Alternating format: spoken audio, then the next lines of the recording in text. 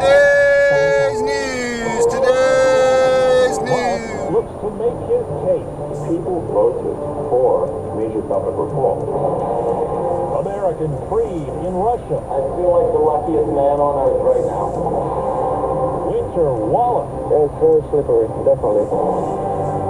Good morning, I'm Steve Kathan with the CBS World News Roundup. For the first time, reporters got a chance to ask Elon Musk about his role in President Trump's move to cut government programs and workers.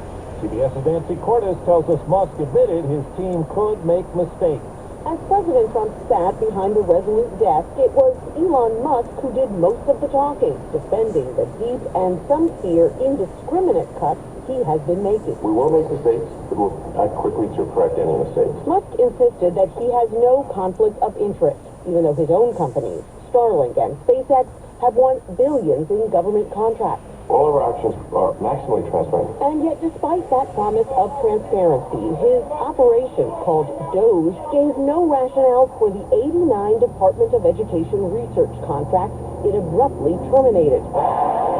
Democrats protested this week outside Musk's newest target, the Consumer Financial Protection Bureau, after a top Trump official closed it for the week and sent employees a stop work order. This is a fight between millions of hardworking people who just don't want to get cheated, and a handful of billionaires like Elon Musk who want the chance to cheat them. Republican lawmakers have largely backed Musk's efforts. It's time for somebody to go in and take a look and say, is this the way to run the agency? The White House blocked an Associated Press reporter from an Oval Office event yesterday demanding the news agency change its style on the Gulf of Mexico, which President Trump ordered renamed the Gulf of America. An AP senior vice president calls it unacceptable and an attack on the First Amendment.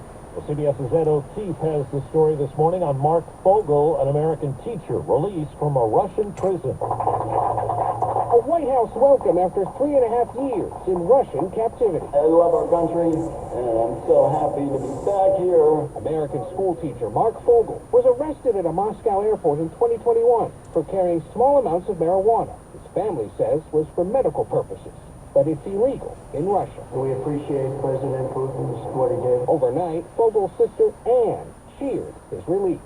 Every step of the way was really fraught. Tonight is definitely a night for celebration. Trump said earlier Tuesday the U.S. gave little to get Fogel back. Not much. No, they were very nice. We were treated very nicely by Russia. The Kremlin says a Russian citizen was freed in the U.S. in exchange for Fogel. The inflation accelerated in January. The government says consumer prices increased 3% from 1 year ago and were up nearly that amount from the month before. Groceries and gas among the things costing more. Parts of Virginia got more than a foot of snow as a storm system with ice battered the east, and more stormy weather is on the way for the nation's midsection. CBS's Rob Marciano. Snow and ice slamming the mid-Atlantic right during Tuesday's rush hour commute. Over a foot of snow in spots, turning highways slick and making for a chaotic and dangerous drive home for millions. In Hartford, Virginia, state police say they responded to 700 crashes.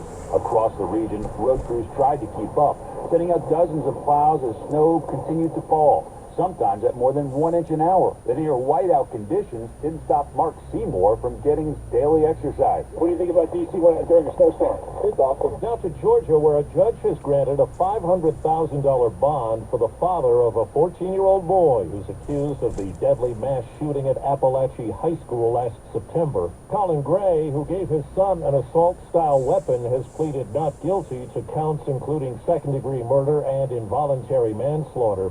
4 minutes after the hour. Well, that's today's news. Today's news. I didn't hear any good news, did you? I didn't think so. I guess it's all about perspective. The glass is half full. Well, as always, I'd like to thank you again for coming along with me on these dash cam news adventures.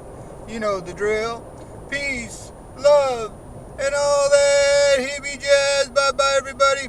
It's 42 degrees in San Lorenzo.